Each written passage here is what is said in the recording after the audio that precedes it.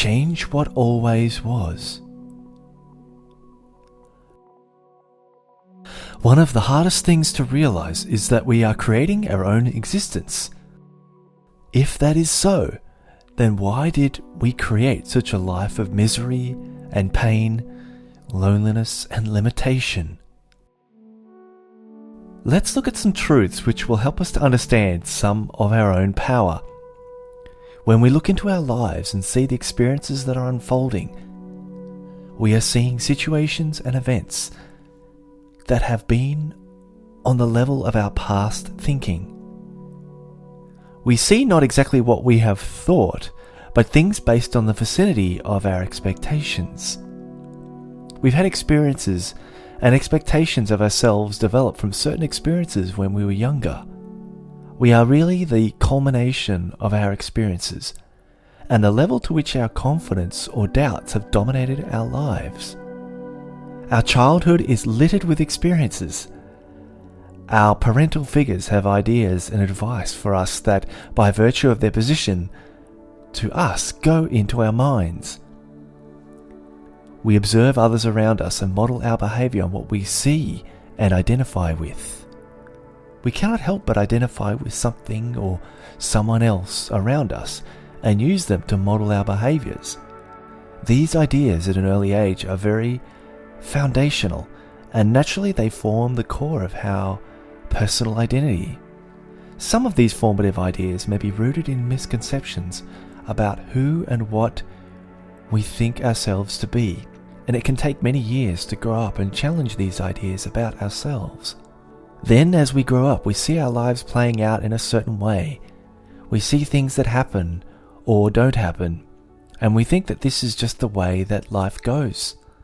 Life and circumstances become very solidified by these experiences, and it begins to seem that we are stuck with this way of life. Life just happens that way for us, whether it is good or bad. Many people's lives work out in a functional way that allows that person to cling to ideals that they have grown up with, that they remain steadfastly believing in. However, sometimes in life, when we are looking at the scorecard of what's going on in our experiences, and we look at our lives and we try to add things up, and we look at it and we think 2 plus 2 is equaling to 5. My life simply doesn't make sense.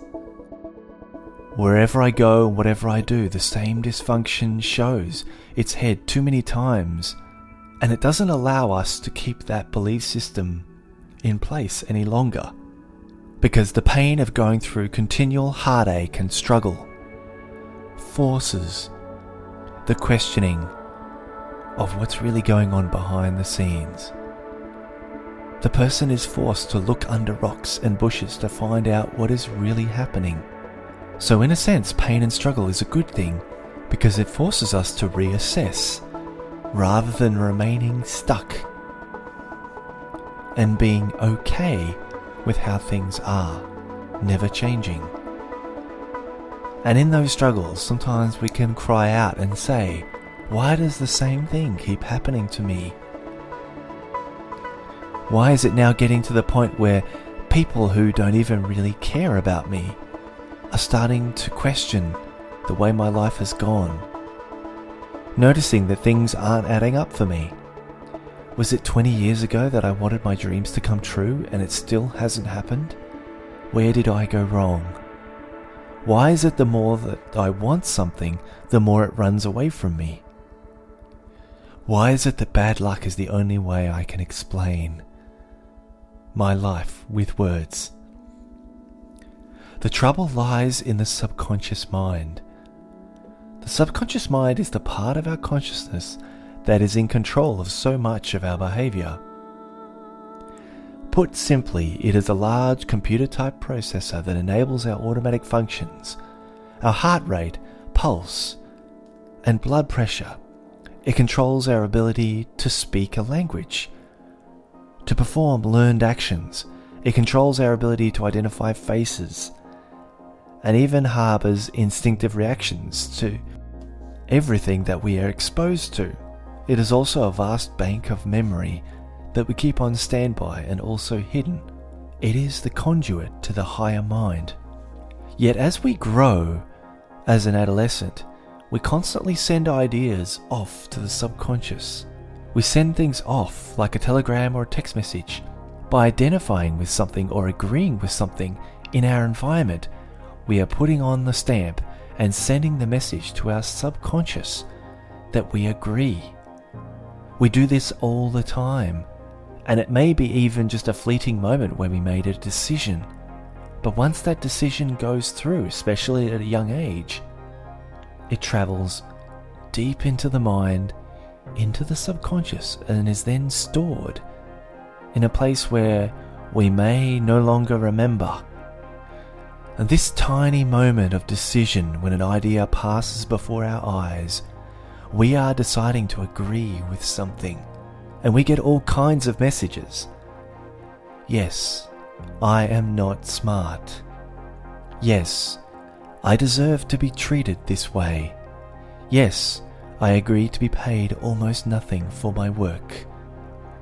Yes, this is normal to have life be this way. Yes, I am a small person with little or no power. Yes, I should be happy with the little things that I receive in this life. Yes, I am not really worth anything. These are things that we are all constantly seeing cross over our eyes when we were very young. And many people become complacent and resign themselves to having no power and accept what has always seemed to be normal. But it wasn't normal in the beginning. Before any situation has even occurred, we are always choosing consciously to agree or disagree with it. We may get angry at a situation that's occurring to us, but we still agree and condemn ourselves. We may shrug our shoulders and say that life just sucks. There's nothing that I can do about it.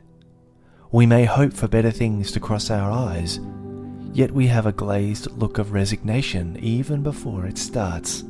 And even though we may feel beaten down, trodden on, and feeling like we have insurmountable odds against us, there is hope.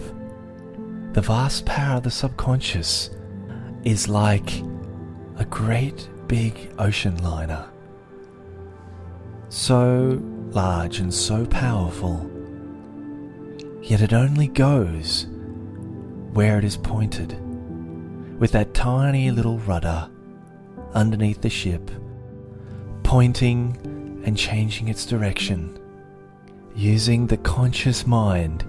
In every moment we choose to allow certain thoughts to pass across our eyes, be processed, and go straight into the subconscious.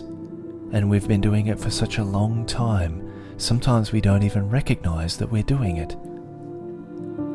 But this is the moment of power.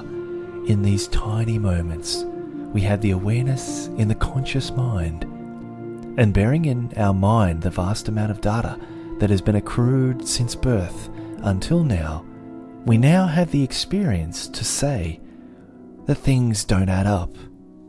We've held all that we hold in the subconscious mind as true, all the things that we've allowed to pass from the conscious into the subconscious to be true.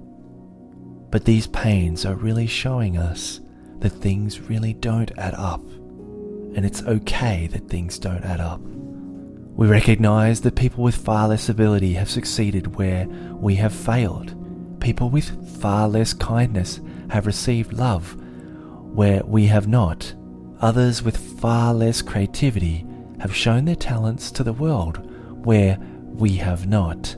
This cannot make sense. There is something that is not working, and life is treating us in a way that does not feel at all abundant and satisfying. What must we be believing to allow such misery to continue? Hiding most likely in the depths of the subconscious, in long ago experiences or observed behaviors that we have taken on board, ideas that were not beneficial. However, rather than be frustrated about this, we can ask a simple question.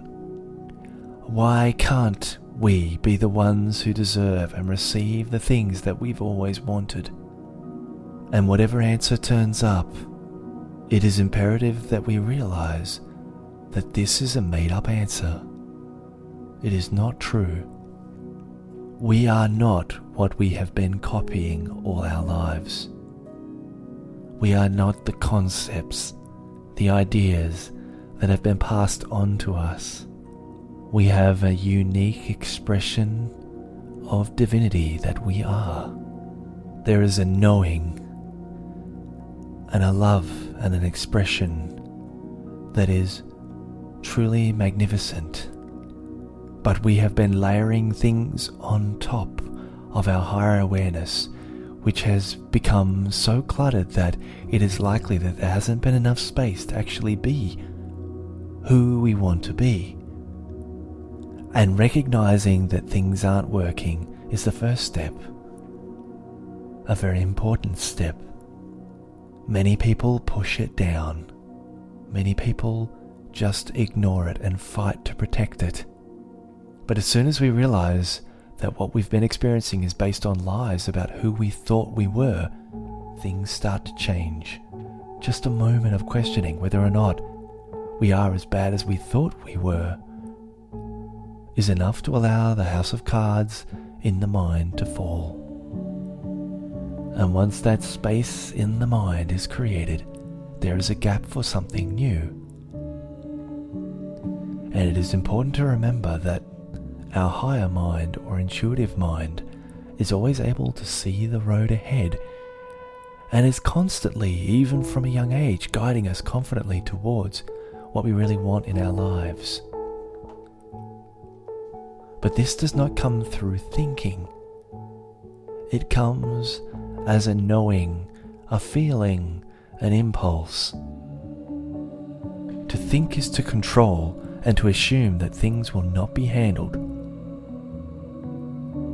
When we make a decision that we need to try to make something happen or to control ourselves to make things better, we are instantly cutting ourselves off from the higher knowing and preventing the perfection of our subconscious to take care of everything.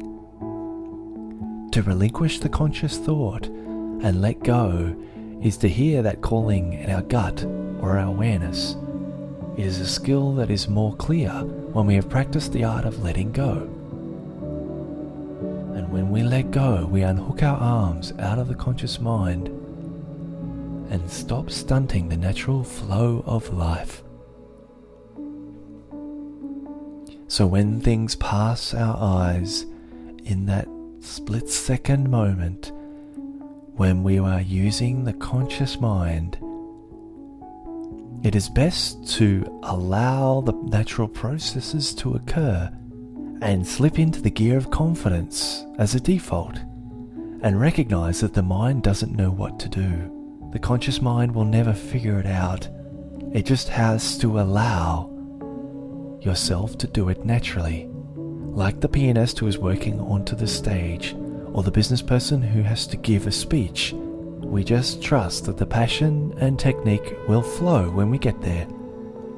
Reserving judgment and trusting that in any situation the subconscious knows what to do. It has got everything handled, and the only conscious thing to do is to point in the right direction, point in the direction of flow and allowing. When we realize that we don't know consciously, but that we don't need to know, we automatically give the subconscious the reins to take over, all its perfect ability working in perfect succession to undertake tasks that are already wonderfully programmed without effort or strain, designed to work in harmony.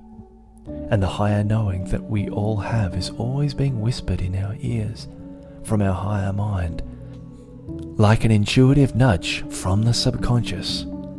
It is always there to guide us into the right direction once we begin to let go and trust that we don't need to know how, but just keep the idea of what we choose to be there.